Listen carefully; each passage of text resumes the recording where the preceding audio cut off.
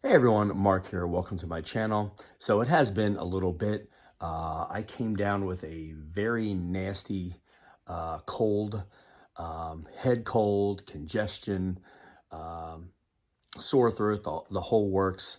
And it really set me back. And what's odd about that is I very rarely get sick.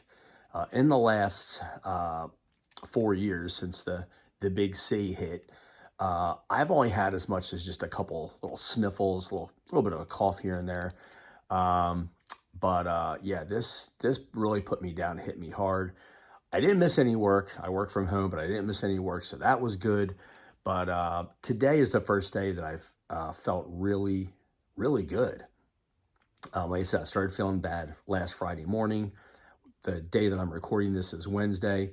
So I'm about as close to 100% as I can be. I'd probably say probably about 80 to 90%. So almost there. So enough about that. I'm glad to be back in front of the camera. So my last video, which was basically covering the Follow That Dream label, the soundboards from Elvis's concerts in 1976. Now, I didn't cover all of them, covered the majority of them, talked about the good and the bad. So that was the nature of that video. But I had a tremendous amount of response from all of you that gave me your opinions, told me what you thought of them. And that's what I love. That's what I love about my channel. I love to hear what you think of these particular shows. 1976, you had some good, you had some bad. Summer of 76, which is, of course, the 200th anniversary of our nation. Elvis was not in a good way. His health was not good. He seemed a little disinterested, almost bored with a lot of the shows, and several of them, which we talked about a little bit, where Elvis was not at his best. But later in the year, Elvis lost some weight. He was concentrating more on his health, and he almost was re-energized.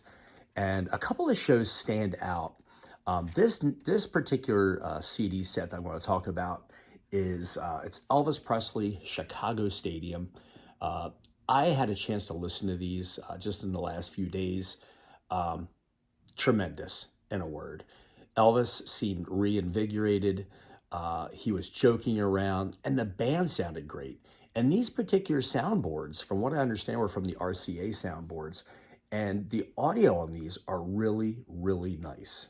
Um, they're not too punchy. They're not, because a lot of these soundboards, the problems that you have is different elements kind of, I wouldn't say they blend together well. You have sometimes the background vocals, um, JD Sumner's mic, um, different instrumentation is louder sometimes than Elvis, and it kind of drowns out different elements of the performance. And this one, I must say, all around sounds good. It sounds really, really nice. Um, but this release in particular, I got this not too long ago.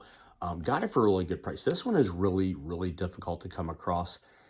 Not only is it difficult to come across, but it's difficult to come across at a decent price. And that's kind of the shame about the Follow That Dream releases, is they really have gotten out of hand as far as prices, what people are asking for them, because the demand is so high. Um, but if you can find this, maybe find it somewhere, maybe on the secondary market where it's used and it's in good shape. Maybe it's been played once or twice. Pick it up if you can. Do yourself a favor. This is one that needs to be in your collection. Cool cover. Tickets from, I believe, both shows. And then I will show you the inside. Elvis at the microphone stand. There's a picture of him wearing one of the other jumpsuits. Take the disc out. Oh, the disc is in there pretty good. And then there's the other jumpsuit that he wore. I don't know. I don't know if this was the first night and then he wore this the second night. I'm sure my viewers know the answer to that. But I've listened to disc one. Now, the disc one is the full performance. It's recorded live on October 14th, 1976 at Chicago Stadium, Chicago, Illinois.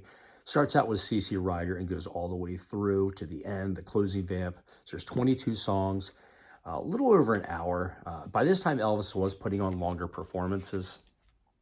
My only complaint about this time, and I've heard this also from several other people that listen to these shows, and a lot of people pass on them because they got very monotonous. Set list was not changed much. It's just more of the pitch of the show and the energy of the show. And this show, both these shows have a lot of energy, and that's what really hits you when you listen to them. But I have heard people say that, the introductions and, instead of, when you hear Elvis at Madison Square Garden, it's a quick, minute and a half introduction and it's done. Where on this one, each band member gave like a little bit of a solo. Elvis would kind of sing along a little bit. And it did get very monotonous. You started out with, CC Rider, I Got a Woman and Amen.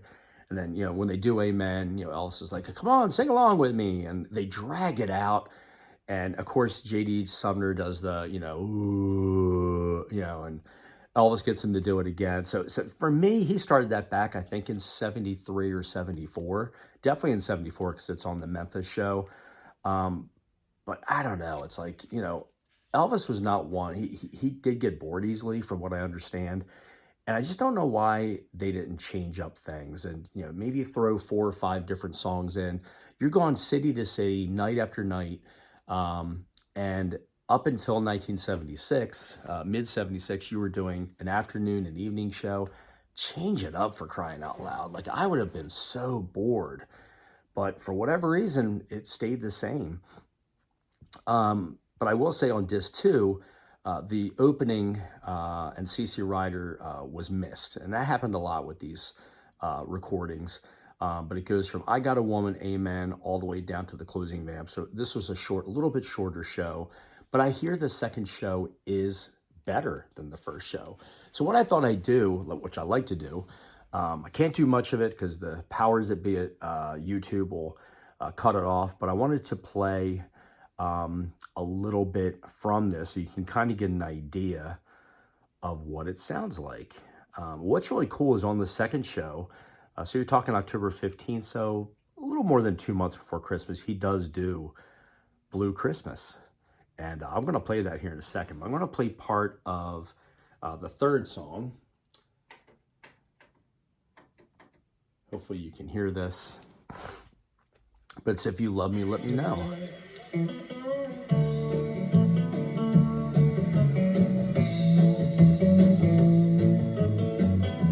Sounds really good, really clean.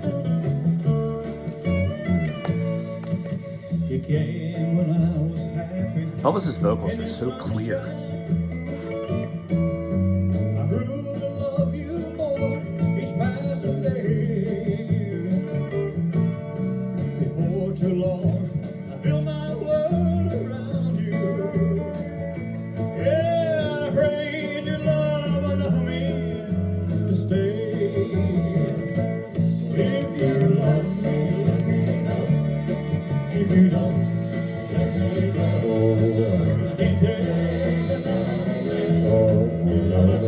JD's mic is a little high on this still. That was very common.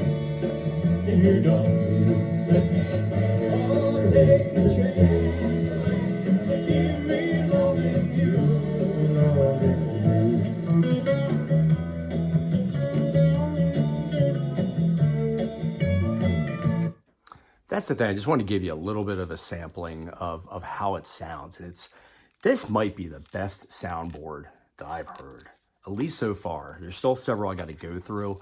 But FTD really released a boatload of soundboards. 72, actually from 69 all the way through. Some years were more, for whatever reason, vastly released than others.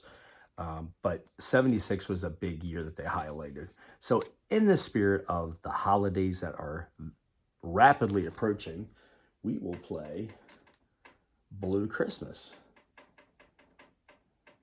And I am in the market for a new CD player soon. So that is hopefully coming in my future.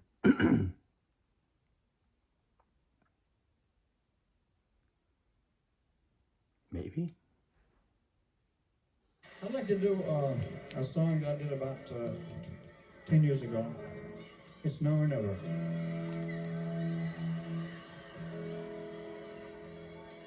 When I first saw you. Okay, this is weird. There we go. And what is weird is on my CD format, this is number 19, but on the disc, it's 18. You can see Blue Christmas 18. I don't know, it's blurry, but on my player it's 19. When I went to 18, it was It's Now or Never. Christmas tree won't be the same, dear, if you're not here. And when those blue snowflakes start falling, Good stuff. Memories start calling. You'll be doing alright with your Christmas of white. But I'll have a blue Christmas. I said I'll have a blue. It's definitely a short version.